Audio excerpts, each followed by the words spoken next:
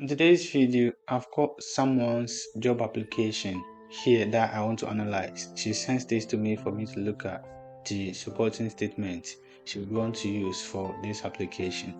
And I felt like I have to review, make a video about it because I've got a lot of people ask me questions about this. So whatever I'm going to say here, I think it will be applicable to those who have been asking me questions on how to write good supporting statements.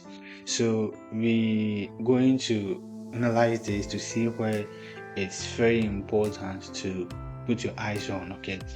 Um, there are about three specific things on during your job application that you shouldn't miss. And as part of me analyzing the supporting statements, I would want to start from there. I will try as much as possible to hide this person's identity. I know nothing in here would show where this person is and who she is. When you are doing your job application on UK job site, especially on track jobs, there are a few things that you have to take into consideration.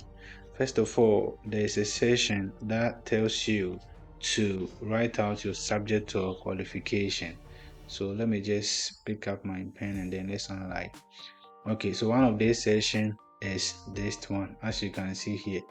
So you are asked to state the qualification you have, as well as the place you had the qualification, the grade you had, and then the year.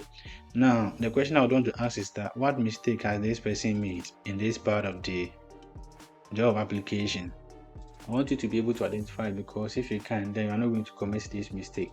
So you can see that she's written out everything clearly.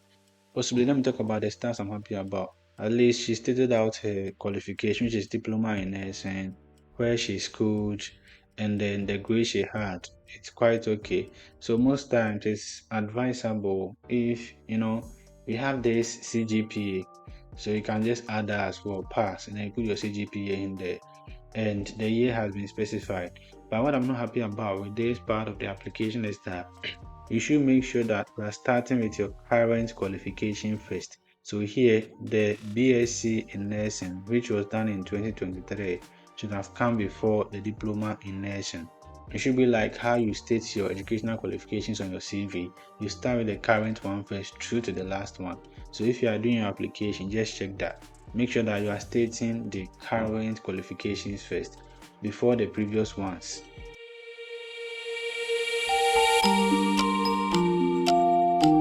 And one other important thing on your job application I would want you to keep an eye on is your relevant training courses attended.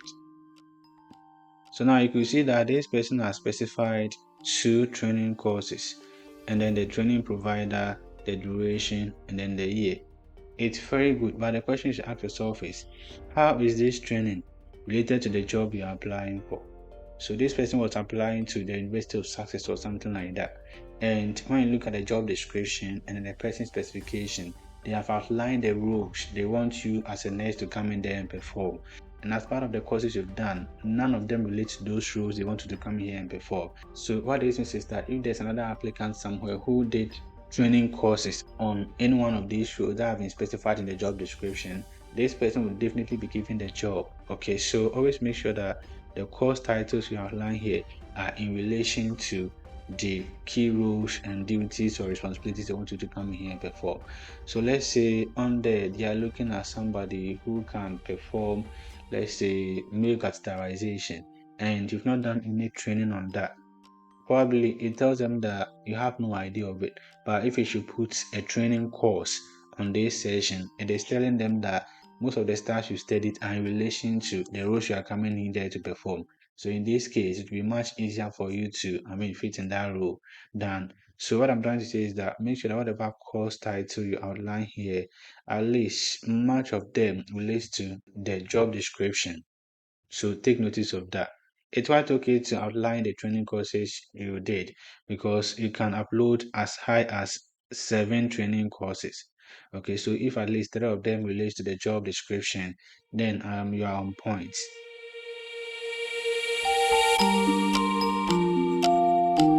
And then another important section I would want you to take into consideration has to do with the fact that you see you've got to state your brief description of your duties and then responsibilities. And then here I did go to look at the job description of this hospital, and I could see that most of them do not even relate to what she stated on here. So let's say I'm an employer, I'm looking out for somebody to come and work in my company, and I receive a job application like this, where this person has been performing like advocacy for patients, administration of medications, delegating effective tasks and stuff. But the key roles and responsibilities I have put out there do not relate to any of this.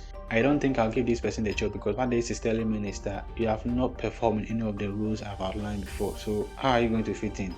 So what I'm trying to say is that this is another part of your job application you have to keep an eye on. Okay, your duties and responsibilities. I know you might have performed all these, but make sure that at least whatever you are stating out here is in relation to the job rules, the key responsibilities and stuff they have applied in the job description. Remember, these are the same keywords that will be fed into the resume, but I've talked extensively about this topic, and you have to keep an eye on that. So with this session, she's only written the duties she performs at her her current place of work. So if none of them is coming out from the job description, you should understand that you are not going to get a job. Okay, so just keep an eye on that.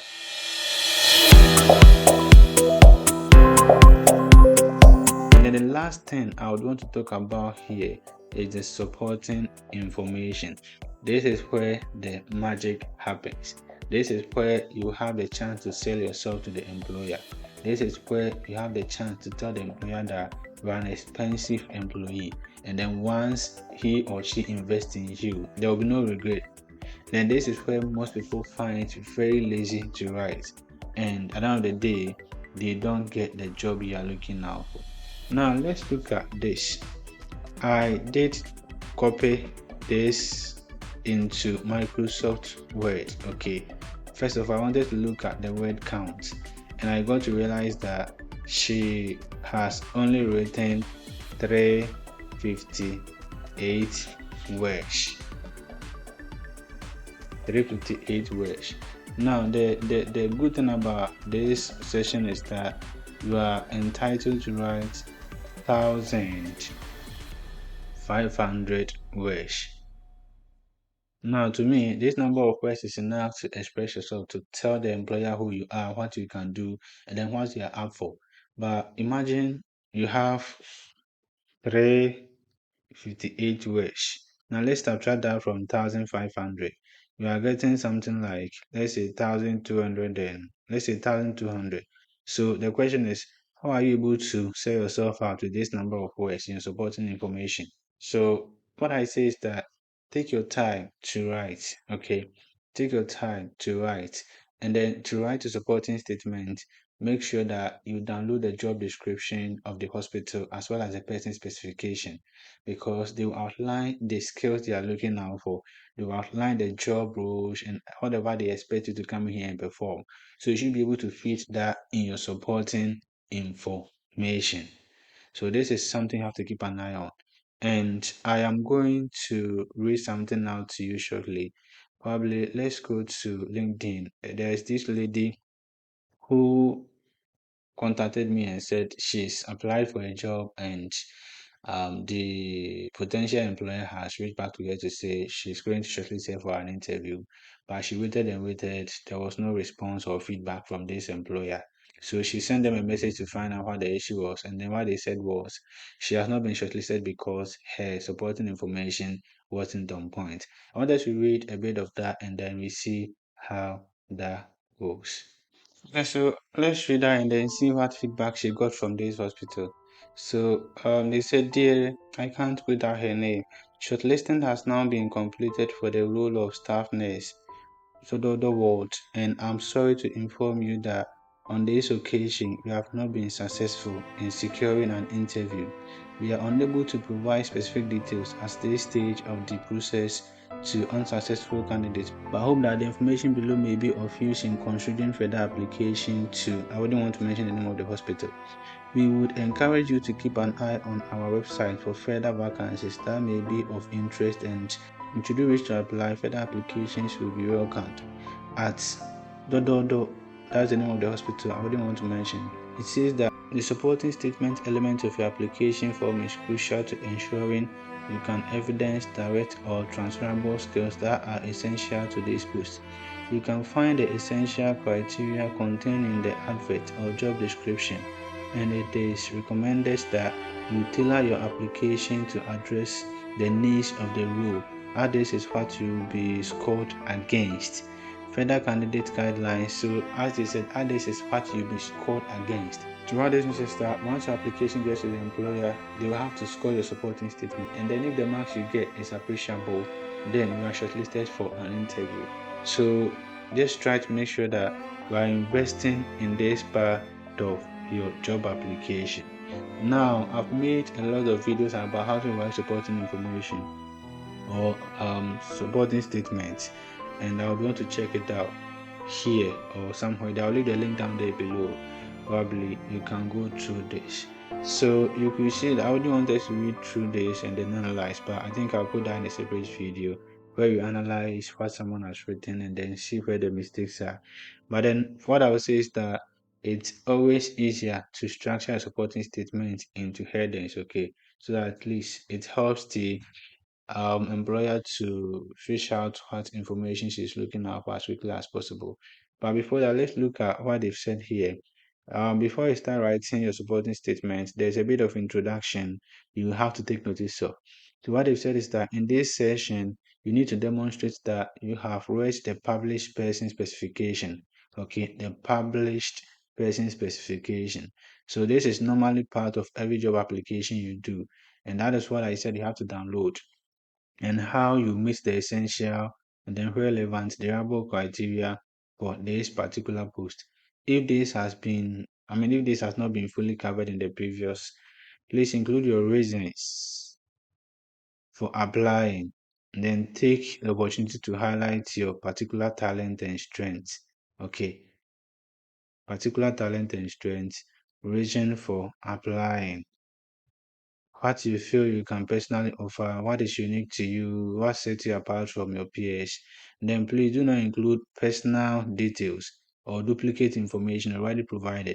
Now, what are personal details? Your name, your age and stuff, they are not relevant in supporting information because as part of your online application, you've done that already. So you don't have to do it. So people ask me, do I have to add my name? Do I have to start writing my name? My name is so and so. It doesn't matter. It's a personal information and you don't have to add that to your supporting statement. All they are looking out for is some relevant information you can look at. Okay.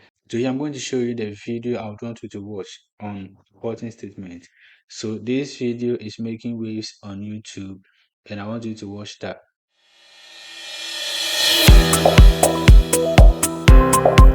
So when you go on my channel, just come to the video section here and then let's scroll down. Okay, so this is the video I'm talking about, how to write a good supporting statement with ChatGPT. And I've got one where I did explain what employers look at and a whole lot of that. Okay, so let me just show that to you as well, so that you can watch both videos to get yourself abreast with how to write a very good supporting statement. Now we have this video. It's a very educative video on writing supporting statements. We have this video.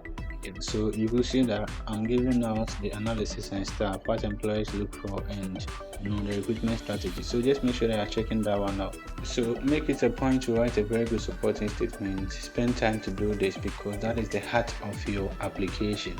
Employers will take time to score you on that, and if you don't get a very good score, you're not likely to get a job, and that is why you don't even get any feedback from them to say because of this and that we couldn't shortlist you for an interview. But this person was very lucky. They got back to her and then told her that her application couldn't signify that she is fit for that role, and it all boils down to the supporting information. So let's say you've not done much of training courses here and you want the ones that is relevant to the job you're applying for. I'm going to suggest a few steps, a few platforms you can take these courses and then add it to your own. Some are paid platform and then some you can just do it for free, but if you want a certificate then you have to pay for it. So I'll leave all the links in the description box. Check it out and then jump onto some of these courses. If you have not subscribed to this channel, please make sure that you are hitting the subscribe button or the follow button and then become part of the family so that we learn together. And then don't forget to like this video and then share to as many people as you can. Hope to see you in my next video. Bye.